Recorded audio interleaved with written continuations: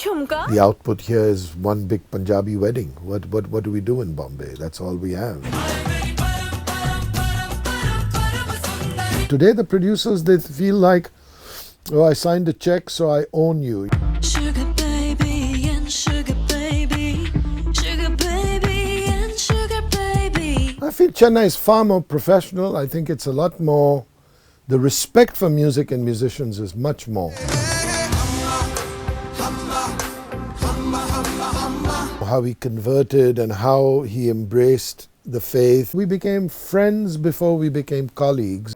Tracking milestones of an incredible journey spanning more than 3 decades. Rahman Music Sheets. Hi friends, discover the top take as we uncover the wow factor in this episode.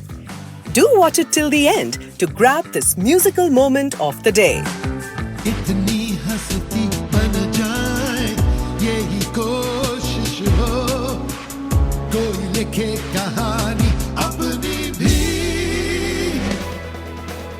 Ranjit Barot, drummer, singer, composer. The pulse behind some of Rahman's most iconic sounds.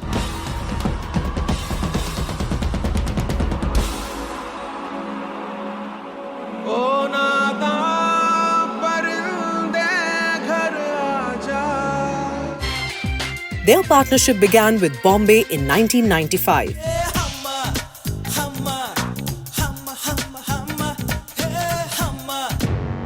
And continues with Thug Life in 2025.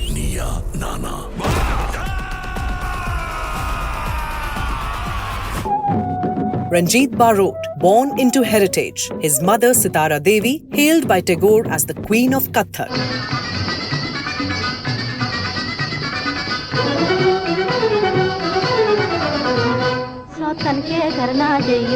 Raised on rhythm and cinema, Ranjit carved his path working with titans like Kalyanji Anandji, Lakshmikant Pyarelal and R.D. Burman.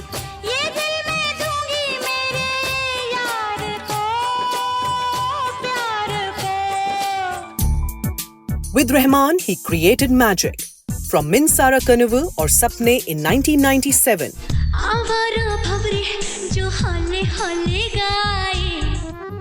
to Kandakondain in 2000.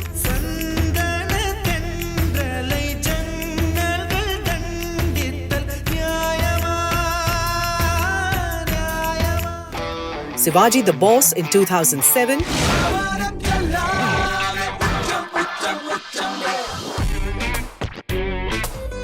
Mimi in 2021.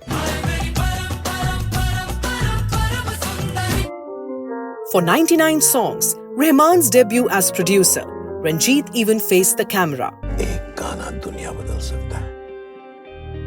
कहाँ है ये गाना? Because this isn't just collaboration, it's pure chemistry, it's friendship, it's fire. Sugar baby and sugar baby, sugar baby and sugar baby. Ranjit ji, Mr. Rahman gifted you a t-shirt that said, "I'm not Vijay Mallya." Why would he do that? Well, I mean, it was just, everywhere we would travel together, people would come up and remark, or on the flight they'd say, has anyone ever told you, you look like Mallya, Mr. Mallya, and this became like a recurring theme. So I think AR got kind of, he said, I didn't even know at rehearsal he had sent a runner to get a t-shirt printed and brought back, and he took a photograph and posted it on social media. I mean, just as a thing that please leave him alone. He's, don't disturb him. We're rehearsing, so nothing to do with Vijay Mallya. It was just a prank. It was kind of a funny thing, yeah. But I still get it. I still get it a lot of places, yeah. I think even for many of his colleagues, it is a side of Mr. Rahman they are not aware of. I think with me, he's very comfortable. He can be mischievous also. It's a rare quality, but I've seen it. So, yeah. I mean, we go back now, I mean, what? Late 80s, no? I mean, so.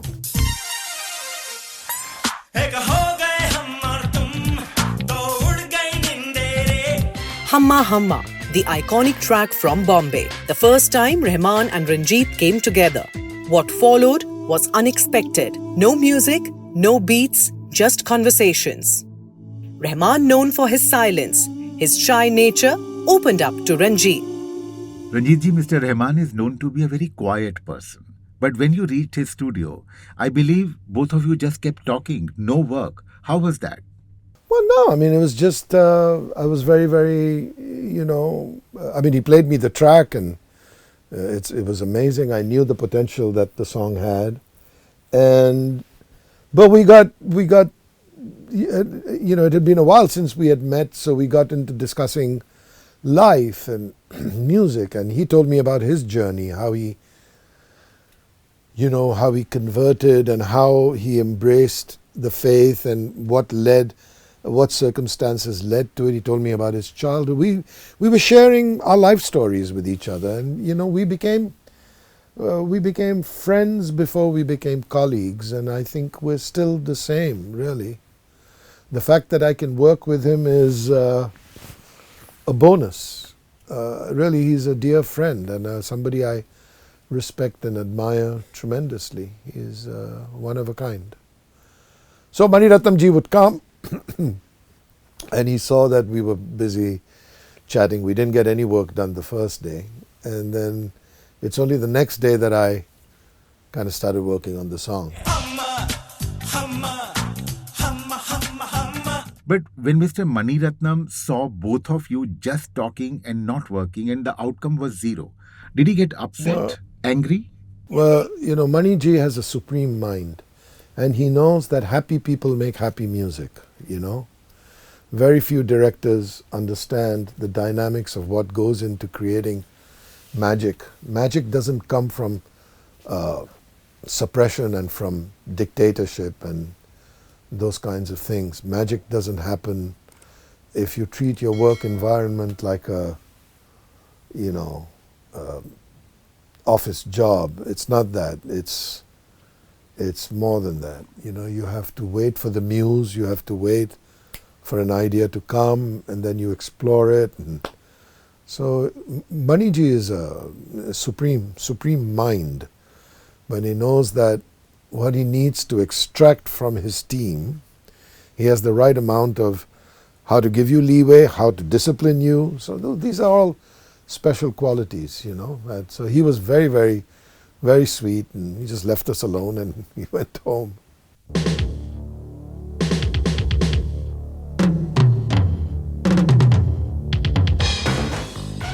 Late 80s, Rahman was making waves in the world of advertising.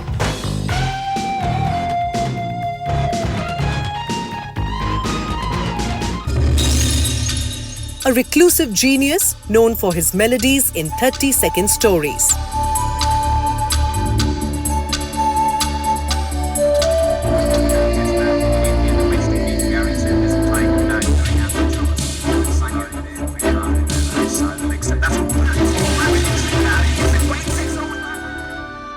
That's when he crossed paths with Ranjit Barot. Leo Coffee, பாரம்பரியம் சுவைமிக்க coffee. Leo Coffee, காலத்தை வென்ற ரசனை இதுவே. If I'm not mistaken, it was Mr. Bharat Bala who connected both of you. Can you recall your first meeting? Can't remember specifically where the first meeting was, but yes, it was definitely through, I think, Bharat Bala. And he had told me about this amazing kid in Chennai that was a wonderful composer and producer, music producer. And I was very keen to meet him. And when we met, we became friends quite quickly. And then he would come to Bombay sometimes and use my equipment in the studio and just bring his little hardware sequencer. And we found out we have a similar love of music, the same kind of technology and equipment, and the hunger for information and how to, sort of take music into the future with computers and samplers and synthesizers. So, yeah, that would be late 80s sometime. Yeah.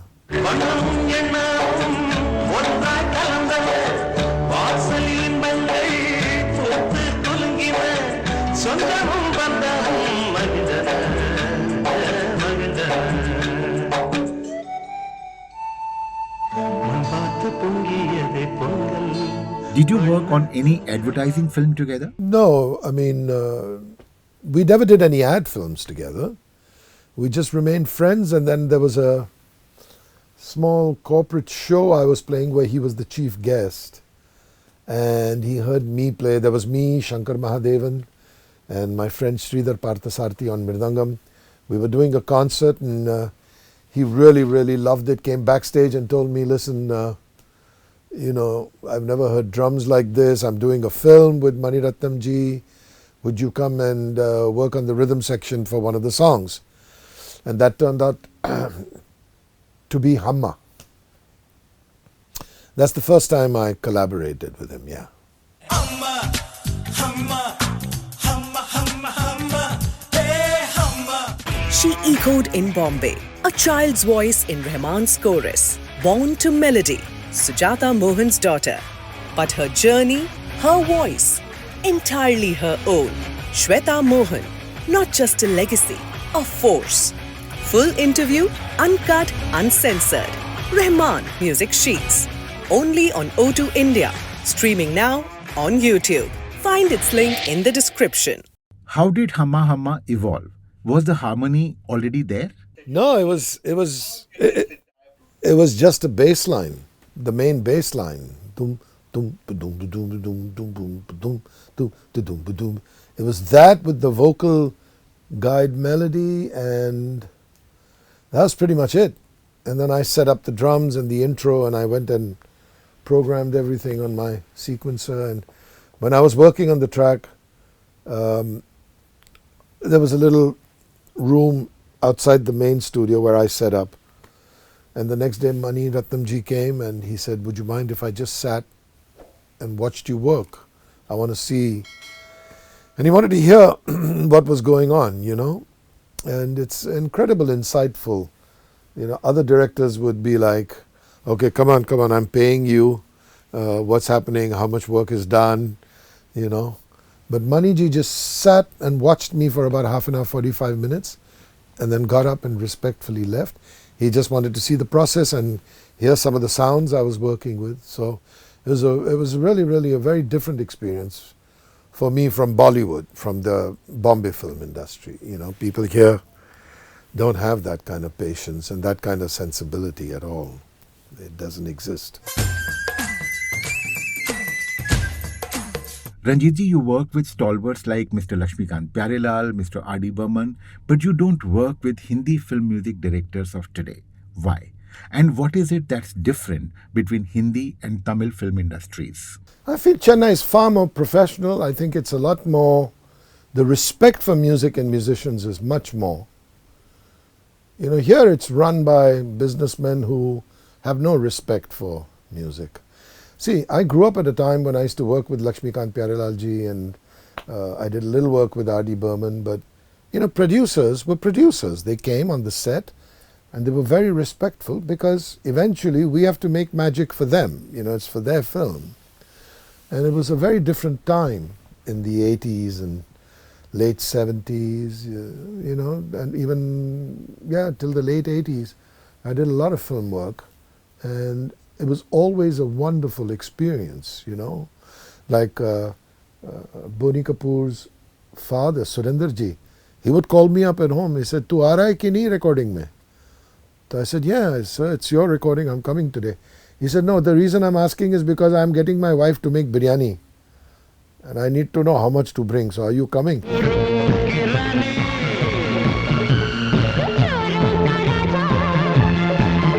So, it was a different time. Today the producers, they feel like, oh, I signed a check, so I own you.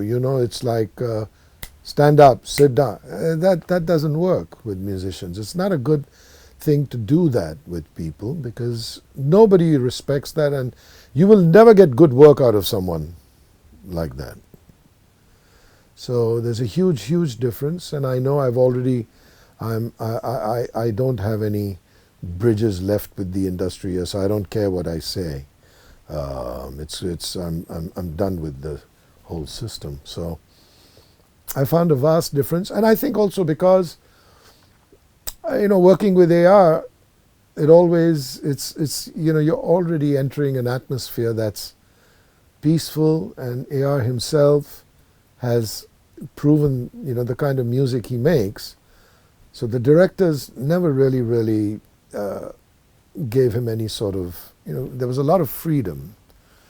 And if I was part of the team, I was afforded the same freedom, I think it's different for him also now. I think times have changed. I mean, he still commands the respect that he deserves. But I think the pace of work has become much faster now. There's a lot more urgency because, budgets and things are being done in a compacted time as opposed to in the old days, you'd have a lot more time to do something. So, but barring that, yeah, I found it very, very lovely to work in Chennai. Sugar baby and sugar baby. You mentioned that the producers feel that they own you. Is that attitude the reason for the kind of music and songs we get? Oh, absolutely. Today's music hardly has any Absolutely. shelf life. It's got no shelf life. It only makes sense with the film and the star or the starlet. It's a very momentary experience. There's no song that can, there's nothing happened in Bombay that I've remembered. I don't even listen actually anymore. So, it's producers and directors meddling with musicians and telling them what to do. I won't take names. I've seen a director tell my keyboard player, play with only these two fingers. Don't use your other fingers. I mean, what sense does that make? It makes no sense at all. These are all ego-driven circumstances, and I have no patience for that at all. I have nothing to do with it. And over and above, you have music companies controlling even creatives. And each film gets 5 composers. How do you react to that? I think it's fine if you have 5 composers. Listen, in the West, you have one composer that's the inherent theme creator of the song, of the film. You can have various artists contributing songs to that film. That's not a problem. You can have that. But there should be an overarching personality in the film that belongs to one person, which I think sets the tone for everything else that comes after that. The objective here in Bombay is, it's divide and conquer. We don't need, the whole attitude is, we don't really need you. I can get somebody else. And if that's the situation, then get somebody else. I mean, you see what I mean? So, and the kids that are working, poor guys, they got to move with the times and do what they have to do, pay the bills. What producers also don't realize is, as musicians and craftsmen, we invest more than 50% of our earnings back in equipment. You've come to understand sound and you're used to all these sampling methods and exotic new software. It costs money. Cameramen don't buy their own camera. Directors don't buy any equipment. Nobody buys lights. You rent everything. We buy everything we use. So there has to be some respect for how we are trying to better ourselves in the industry so that our output is relevant and rich, and we're listening to Hollywood, we're listening to all kinds of things, and we want to keep up with the standards that are in the rest of the world. Now, how does that happen? That has to happen. Technology is a big part of music today, So these are all things that I used to try and impress upon the people. But yeah, it falls on deaf ears. They don't have any respect for it here. So, yeah. I mean, yeah. The output here is one big Punjabi wedding. What do we do in Bombay? That's all we have. All the songs are one big dance number. What chumka? What chumka? Ranjit was meant to sing Humma Humma. But the voice we all heard was Remo Fernandes. Why? खिली चांदनी जैसा ये बदन जना मिला Rahman never tells Ranjit what to do. No brief, just trust. What's the secret?